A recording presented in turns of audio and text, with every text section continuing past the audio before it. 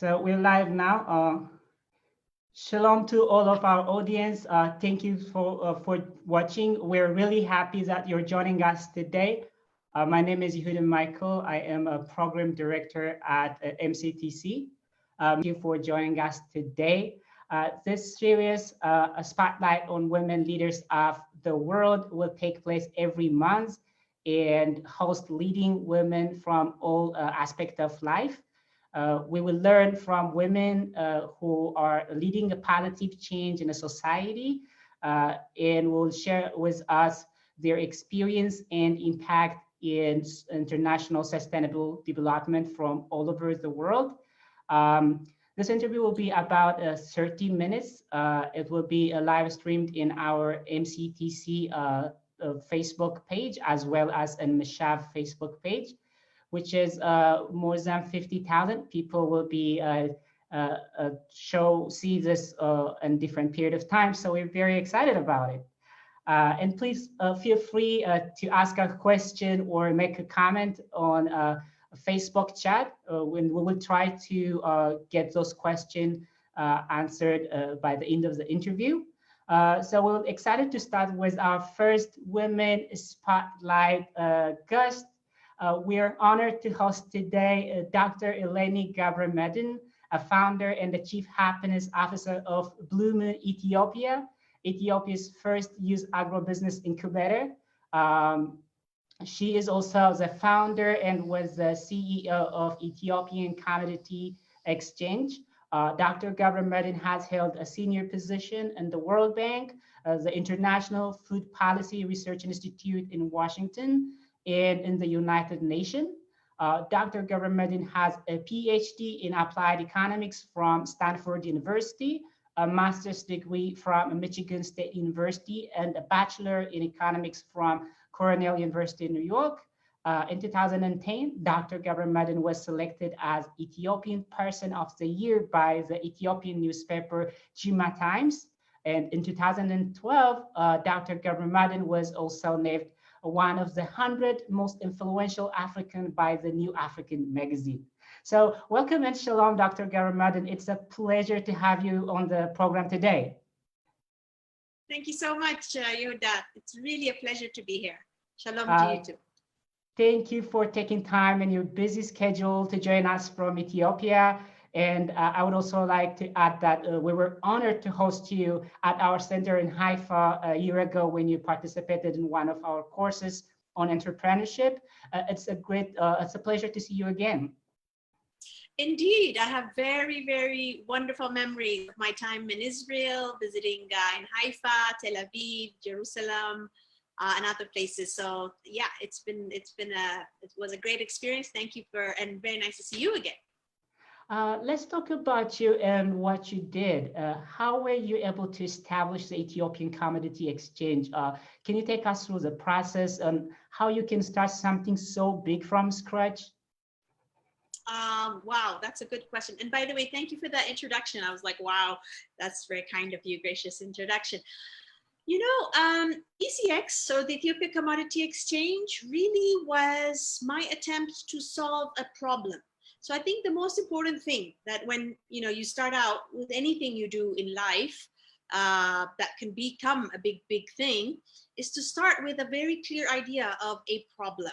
And for me, that awareness of the problem started when I was a college student in my undergraduate university, Cornell University, and it was during the famine, 1984 famine in Ethiopia. And when that famine happened, as a young Ethiopian, I was sad, I was grieving, I was, just almost ashamed that the world was, trying to raise money for Ethiopia, and this sense of pride that my parents had given me that, Ethiopia was the greatest country, the best civilization, one of the oldest countries in the world. And here we were, people singing, "Do They Know It's Christmas?" To this very old Christian civilization. And so I just felt that I had to be part of the solution. I had to find something that I could do to solve this problem of hunger. And then a few years later, as I was studying economics and doing all this research on Ethiopia's, economic situation and poverty and so on, I discovered that there was a surplus of grain in the western part of Ethiopia, where there's a very fertile area, where there's a lot of maize that's grown. And that while there was a surplus in one part of the country, 1 million people died in another part of the country of starvation and famine. So that led me to think the problem is not just producing more, it's really about how the market distribution works and how do you get it from where it's produced to where it's needed. And that's the market mechanism. So I decided to become specialized in markets and, the understanding of how markets work. And then that kind of led to an obsession with trying to find the right way to set up a market that would actually be able to, inform people who are producing where, prices are going high so that they can, send it there. And then it's not just information, it's also about, the logistics side of it. It's also about the grading and certification. It's also, about the payment. How does somebody on the other side of the country who doesn't know this person on the western side of the country, how will they get paid? How will that transaction happen without, defaults or without cheating or without, delays or whatever? So once I started to think what the solution was, the solution multiplied into many different components, and that became this huge thing called the commodity exchange, with a warehouse receipt system, a payment clearing system, a market information system, a trading platform. So all of this came from a very simple idea. How do I solve the problem that one part of the country starved while another part of the country had too much food? And so really, I think that's my best way to explain how I came up with the idea. And then the rest is hard work and convincing people and bringing people into the dream and making them realize that this is really what we needed to do. And I was lucky and blessed that I had a chance to pitch my idea to the prime minister of the country. And that was just a coincidence. I was, at a conference, I was able to, with all the knowledge, all the thinking I had done, all the preparation, because you have to be ready for your moment. Moment comes, and if you're not ready, then you don't have the ability to really speak truth to power. That is true. So I had that moment where I didn't even know it was going to happen, but the prime minister ended up coming to a meeting where I was speaking about this idea, and he heard it, and then everything changed. So that's really the story. Wow, that is really amazing. This is, I don't know what to say. To start something such a big from scratch it requires a lot of courage and also a process. So I'm very, this is really amazing. My second question would be, tell us about your new venture, blueMoon Ethiopia, and how it got started. Okay, I always say that blueMoon came to me. I didn't just one day wake up and say, I'm going to create a youth incubator. That's not really what happened. What happened is after the commodity exchange took off, and in 3 years, it was trading $1.2 billion. By the time I left, almost $1.5 billion. So 2/3 of the export revenue of the country was going through the commodity exchange. Millions of transactions had happened. 15 million coffee farmers were impacted. So it became a very big deal. And because of that, I started to get a lot of visibility and publicity and a lot of media attention. And so when that happened in Ethiopia, I think I became something of a figure that people said, okay, this is a person that has done something innovative, that has thought about it, worked hard, and really changed the country. And I could see that a lot of people wanted that same thing for themselves. So wherever I went after I left the exchange, I thought, oh, people will forget about me. I'm not, I'm not in this big position anymore. I'm now doing my own company. So, but what happened, in fact, was quite the opposite. Wherever I went, young people, especially, would come to me and say, Dr. Eleni, I love what you did. I want to be like you. I moved back from, the US or from Europe because of what I read about your story. I'm so inspired. Can you help me? Can I send you an email with my ideas? Can I give you a proposal? Can you help me turn it into something like what you did? So I realized after a while that this is something that I was being called to do, that it wasn't something where I said, oh, this is, my next thing. It really became where I had this overwhelming demand from people, especially young people, because we have a very young country, 70% are below the age of 30. So I saw a lot of young people, many young women, but also young men, asking for my card, asking to take a picture with me and to, follow up with me. And so I said to a friend of mine, I was having lunch and this kept happening. People kept coming to the table and, even he looked at me and said, what are you going to do with all this? And I said, I don't know. Should I start a training center, an NGO? No, that's not really me. Should I teach in the university? No, I don't think so. Then we came with this idea over that lunch. Why not help people incubate their business ideas and turn into startups? And I said, that's a fantastic thing. That's exactly what I did. And yes, I have learned so many things that I would like to now share with the next generation.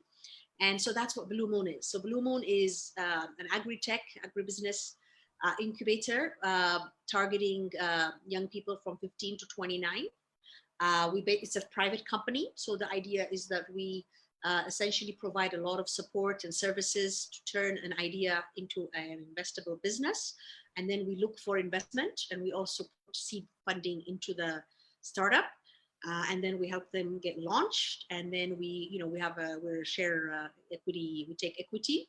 And then hopefully, we're going to come up with some winners. So that's why I was in Israel last year, because not only is Israel an amazing agri-tech country in terms of, the sector of very big importance to Israel, but it's also a country of startups. So for me, Israel was startups and agri-tech come together, which is exactly what blueMoon is. And so, I think we started blueMoon in 2017. So it's been 3 years. We've incubated 87 companies and launched them over 300, 400 entrepreneurs in those startups. And it's just been an amazing journey. I've learned many things and still learning. Oh, wow. This is really a great initiative. It's amazing. Dr. Gabre-Madhin, are you with us? I think we do have a technical problem, but we'll make sure that Dr. Gabre-Madhin is with us still. Dr. Gabre-Madhin? I think her internet connection is not working very well. We do have her now. So Dr. Gabre-Madhin, can you hear me? Dr. Gabre-Madhin? Hi, now you can hear me. Okay, you're back. Great. Agri-tech in a country with such major internet problems, but that's okay. Yeah, we can understand that. Yeah. That's really great initiative, the blueMoon. I want to ask you a follow-up question, actually. What was, or perhaps still, the most significant challenge you faced in both ways when you do the Ethiopian Commodity Exchange and a blueMoon Ethiopia? Can you tell us those challenges? And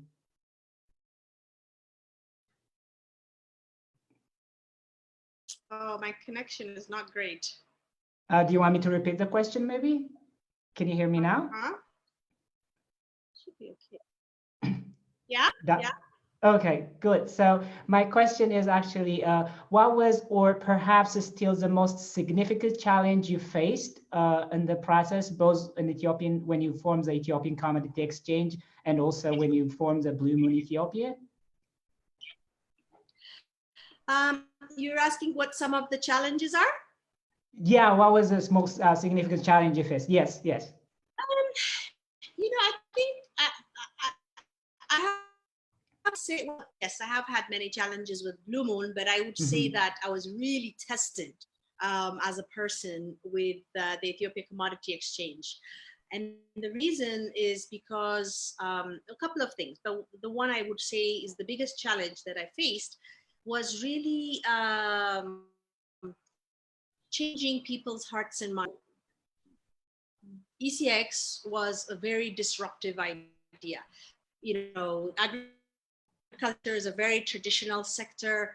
Agricultural marketing is something that has been, done a certain way for centuries, if not thousands of years. You trade with your wife's brother, you know everybody. There's a certain way that, the pricing is done and all these things. So what happened, I think, was really, I had to work extra hard and at, convincing people that this was going to actually be a good thing. And in some cases, especially for people who were operating in an environment where the lack of transparency of pricing and the lack of transparency of, how the market transaction would happen was something that they were actually benefiting from. So there were lots of middlemen, quote unquote, who were not interested in transparent, price information. There were lots of people who didn't want, sort of a zero default payment system, because they were benefiting from doing things the old way. So it took a lot of convincing. It took a lot of courage. I think you said that you used that word. A lot of courage to stick to this truth that this was actually going to help millions and millions and millions of small farmers, even if some of the very rich buyers, exporters, the rich companies, maybe they weren't going to be better off, because we were leveling the playing field. We were, in a situation where, everybody had a fair shot in the market. And that actually was a very disruptive thing. And there was a period of time where a lot of the big players in the market who were not interested in transparency and efficiency, they wanted to close the exchange. So they actually went to the prime minister and said, this woman who has come from outside, she lived outside of Ethiopia, she doesn't even understand how Ethiopia works, and she has the wrong idea. We insist that this exchange is closed.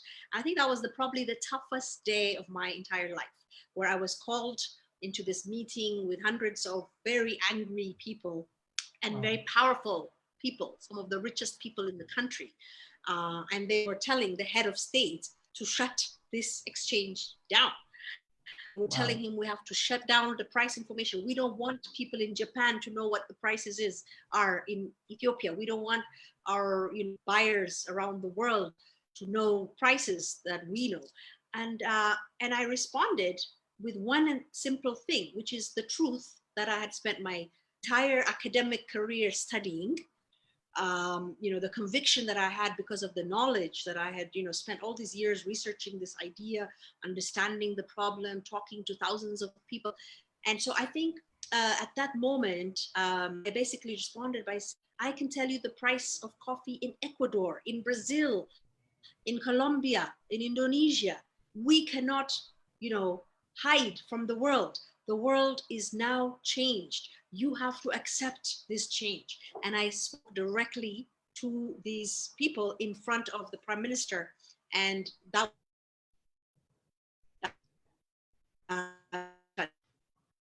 the prime minister said, I am convinced we will continue. So sometimes, we have that moment in life.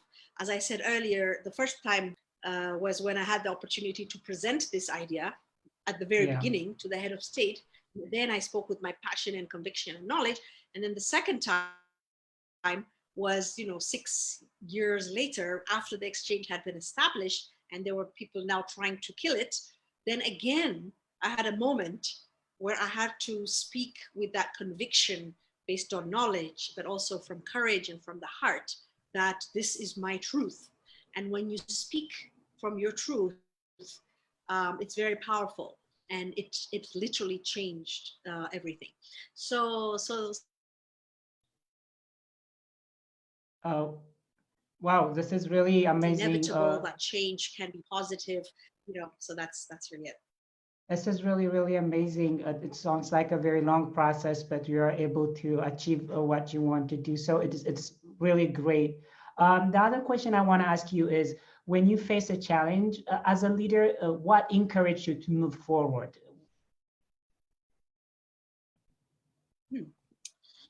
Well, in general, challenge is inevitable. I mean, there's nobody in life that is, especially if you're trying to do something that affects other people, is impactful, and that is, important and relevant, you're going to end up having huge challenges, because some.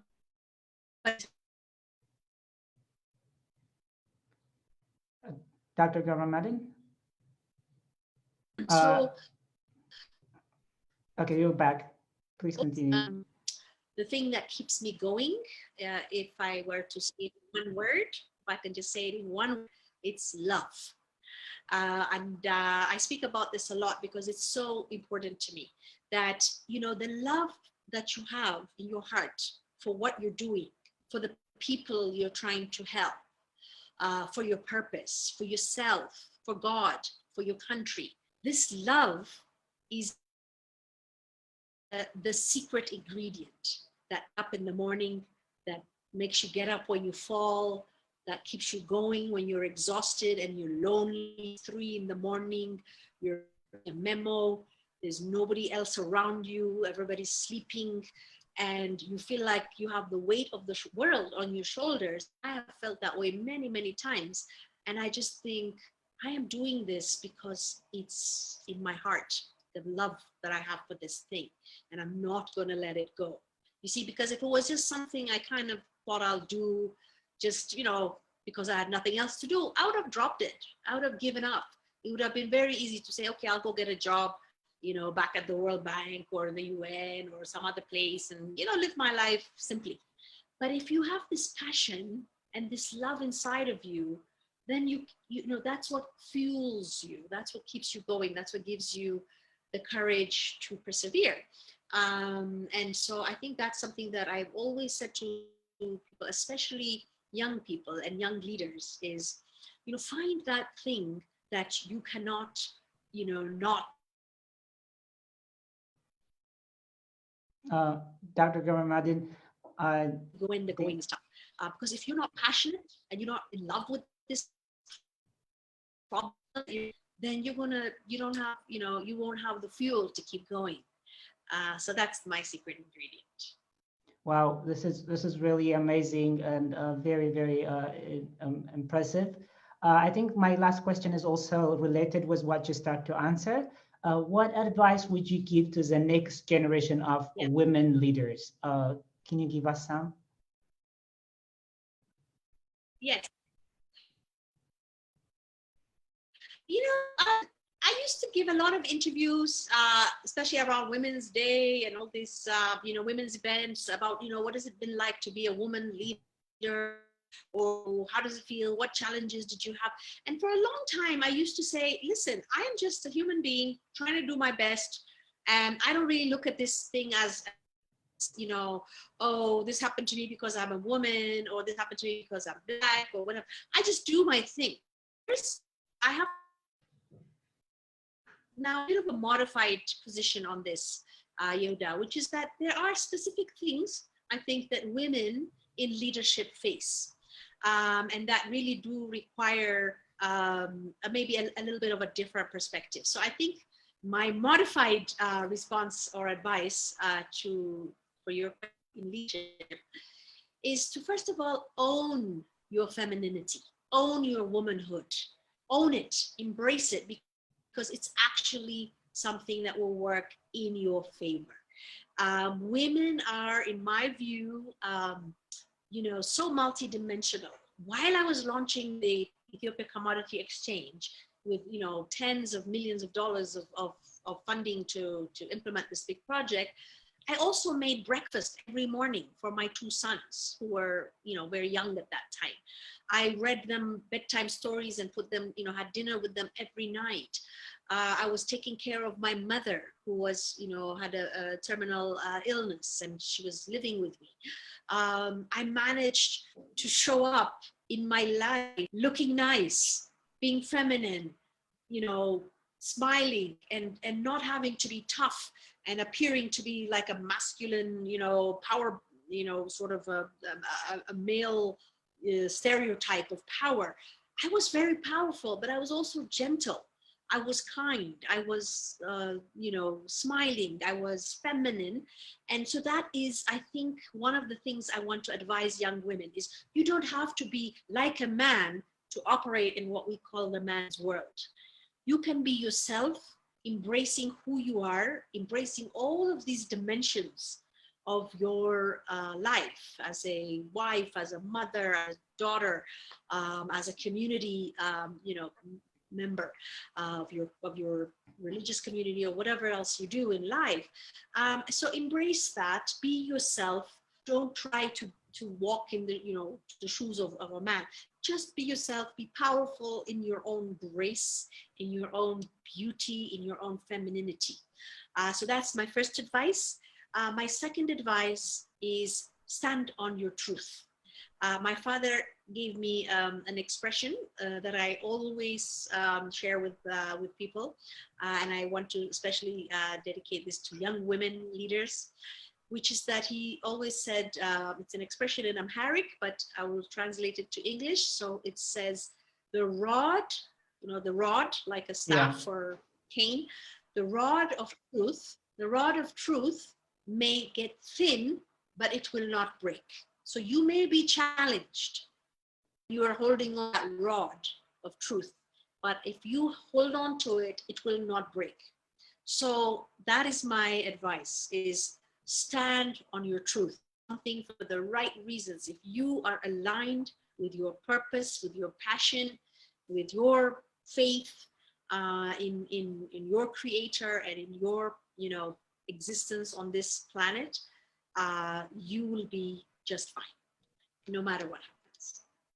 Thank you, Dr. Gabre-Madhin, for being with us today and sharing with our viewer your experience.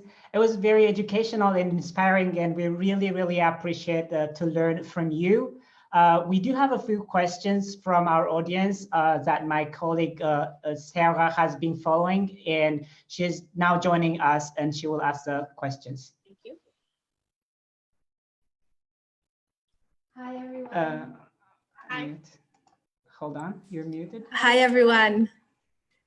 Hi, Dr. Eleni. This was so inspiring. And as I was following some of the comments on Facebook, so there was one that I think sums it up completely, from Laura from England, who said, "It is really inspiring to hear how an idea can turn into something that has had such a positive impact on so many people." And I'd like to echo that by saying how much change one person can do and how much change you have done to make the world better and to make especially Ethiopia better for your people. And it's just been really an incredible talk. There are a few questions. One of them, you were talking about caring for your two sons and your mother, as well as being the founder for the Ethiopian Commodity Exchange, and doing all of this at the same time. And I think a pertinent question here would be, how do you avoid burnout in a situation like this?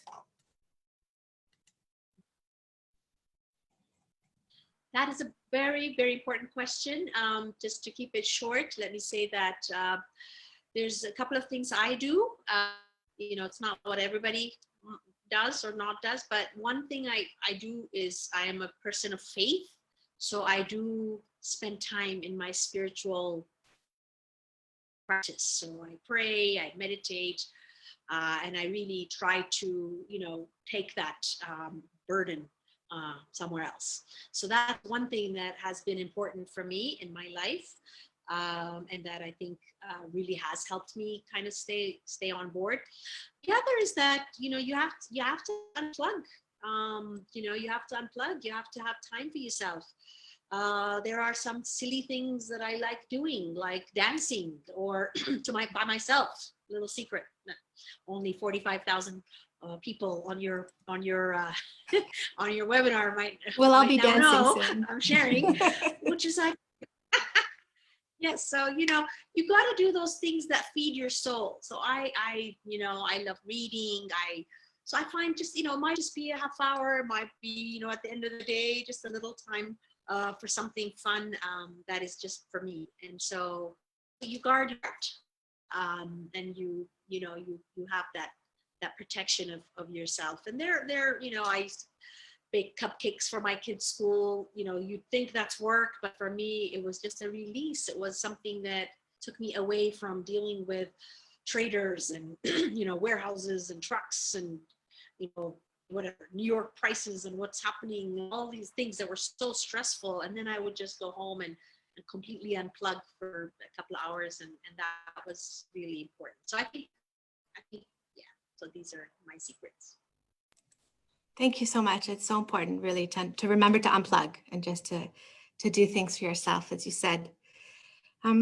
Another question we have are, what are some of the most important decisions you make today as the Chief Happiness Officer at blueMoon, Ethiopia? I thought it broke up. I didn't hear you.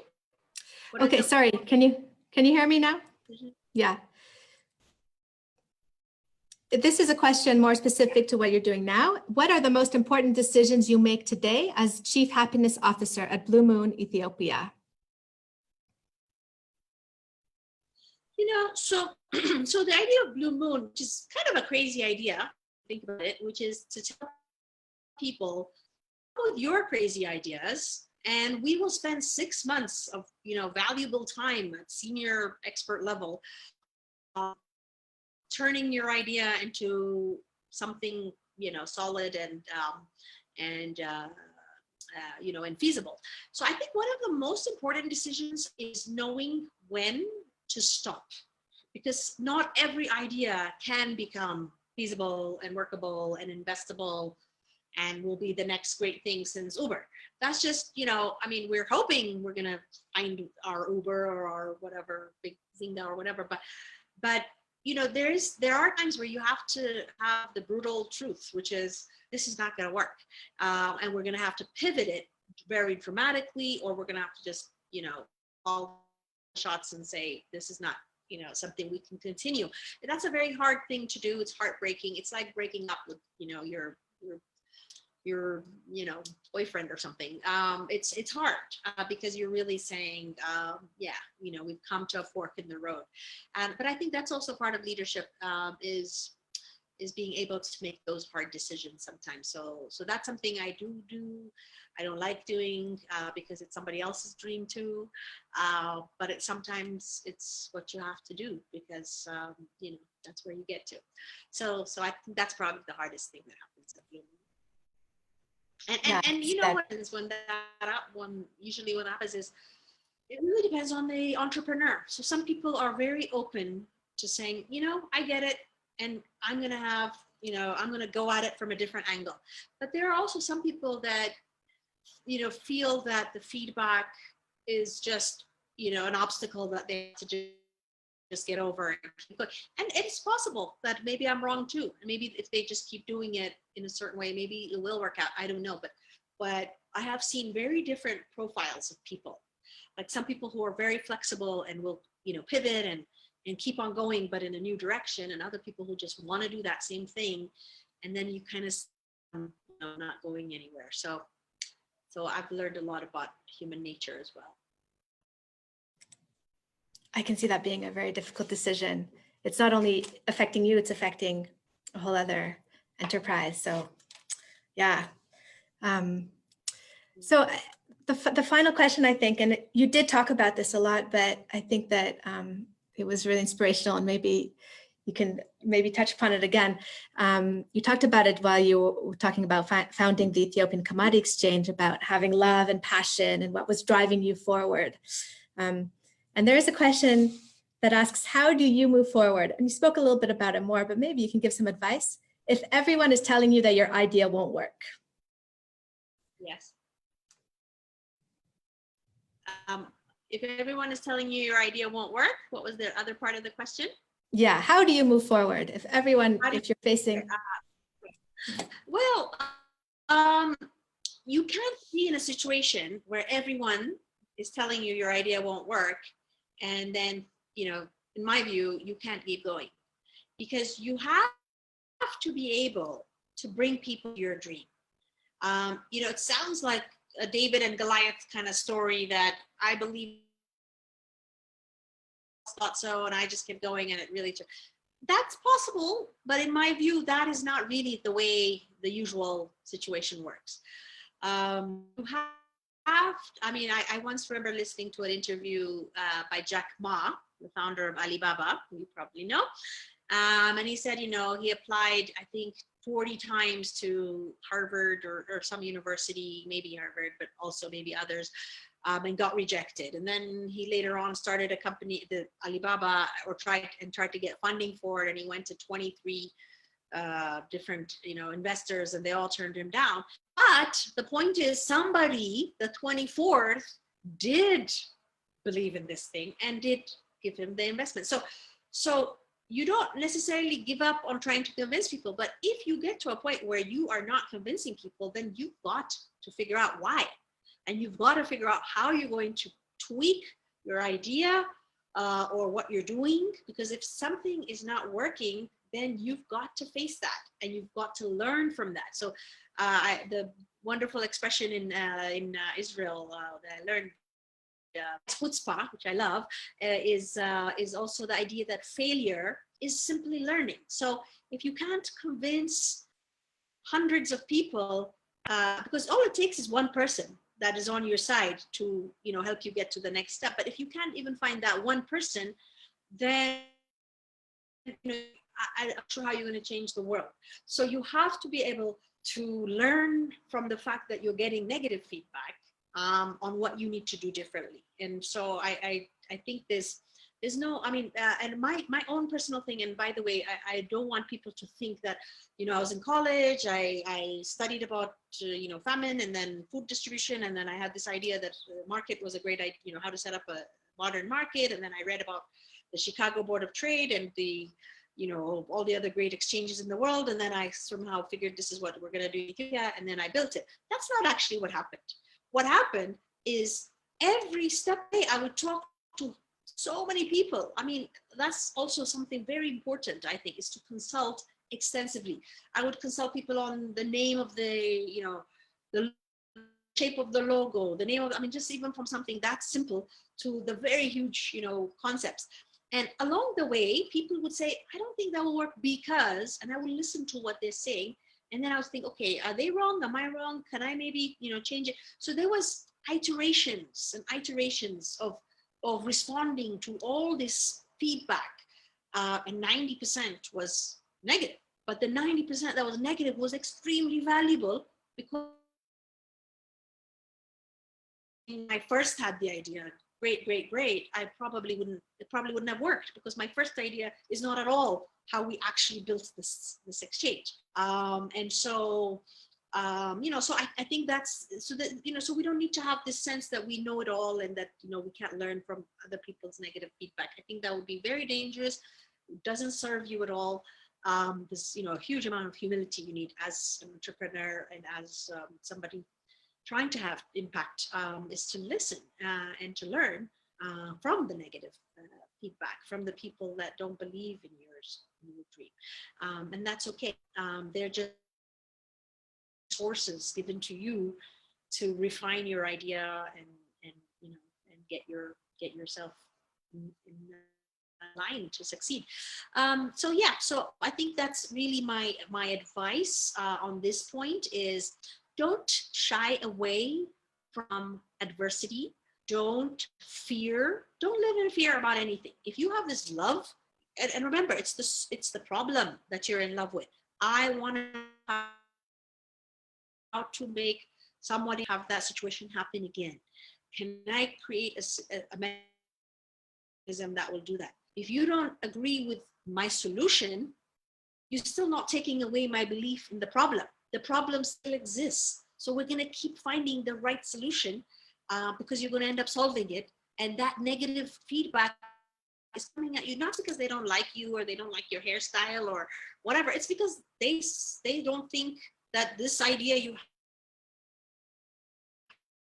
listen to that, you take it on board and you address it. And then your idea is really, your solution is really foolproof. It's like software or whatever, people figure out how the system could crash. So they're throwing, adversity at your, like when you have, if you've ever seen in IKEA or these furniture shops where they're trying to show you how strong the furniture is by having a machine punching the sofa. Have you seen that in the shop? So it's, sure. I tell you that this sofa can withstand the beating. So when the 90% of the world tells you your idea is not working, well, they're punching at you. So what's your response? You figure out how to to resist, how to make yourself stronger, how to make your solution better. They're telling you, oh, somebody's going to cheat the system. The banks don't have a mechanism to do XYZ. You say, okay, so because, like, for example, in Ethiopia, sorry, I'm getting a little long on this answer, but it's very important. Yeah, people said it is impossible. And I remember somebody laughed right in my face when I said, I'm going to build a system that will real-time data transmission. Okay, so we trade in the trading floor. The coffee is traded. In less than 5 seconds, the price will be put up on the electronic price ticker. In New York, Tel Aviv, this is standard, typical thing that any exchange does. This is Ethiopia. This connection is not working, as you see. So how do you think you can do this? This is what somebody told me. And he literally laughed in my face. He said, this is a crazy idea, 2002, a real-time data transmission system. Second thing is, I said, we're going to have a clearing of payments in T+1. That means today we trade, and tomorrow morning you're going to get your payment, the farmer that sold the commodity. Because usually farmers, and when I started this whole thing,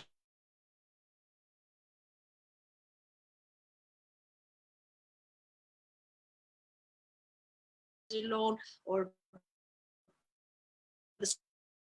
they were like chasing after the people saying, please pay me, I delivered you the sesame or the coffee and I didn't get my payment, can you please pay me? And so I said, well, a clearing house that will take the money from the buyers, and the next day after the trade, the sellers, the little guys, will be paid.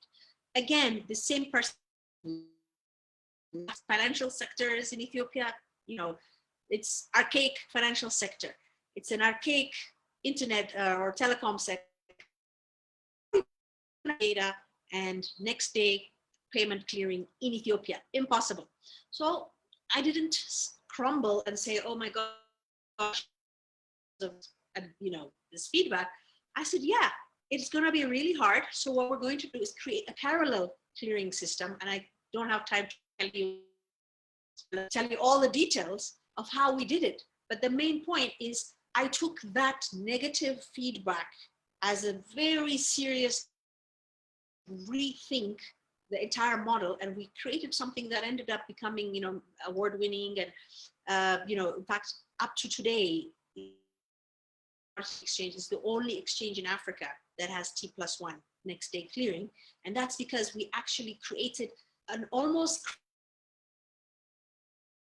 banks were so, the financial sector was so weak, and same thing with the telecom. So in other words, you come up with different solutions when the feedback that you're getting, has some real lessons for you to learn. So that's a long answer to a very important question. And really important advice, I think. First of all, like you said, you're in love with the problem. So as you said, you take the feedback from people and maybe you change the solution, but doesn't mean that the problem is still there. And so I think it's very important advice. Really important advice for everyone who's trying something new. Not to fear, to learn from your failures, to consult, as you said, and to consult extensively and to be flexible, I think, with your solution, and to take those people who are being negative and say, okay, how can I actually change my solution? I think this has been wonderful speaking with you. Take it personally. That's the main thing. Don't take it personally. Mm-hmm. Not take it personally. Yeah, sure. I want to just say a hi to everyone who's on Facebook. When I was on, I saw that there were people from Nepal, Kenya, Azerbaijan, from Latin America, from Georgia, from Israel, of course, from England and from Nigeria. And I'm sure others have also joined us. So thank you all for those who told us where you were watching from. And I think those are all the questions. Yuda, I'll pass it back to you. Thank you for Sarah, our Deputy Director. I think we will wrap up, and thank you again, Dr. Gabre-Madhin, for taking this time to be with us. Thank you so much. Big thanks also for our audience from all over the world, as Sarah mentioned it. Please remember to check our social media. All of them are named Mishab Carmel Training Center, and our website, www.mctc.mfa.gov.il, to learn from about our upcoming events.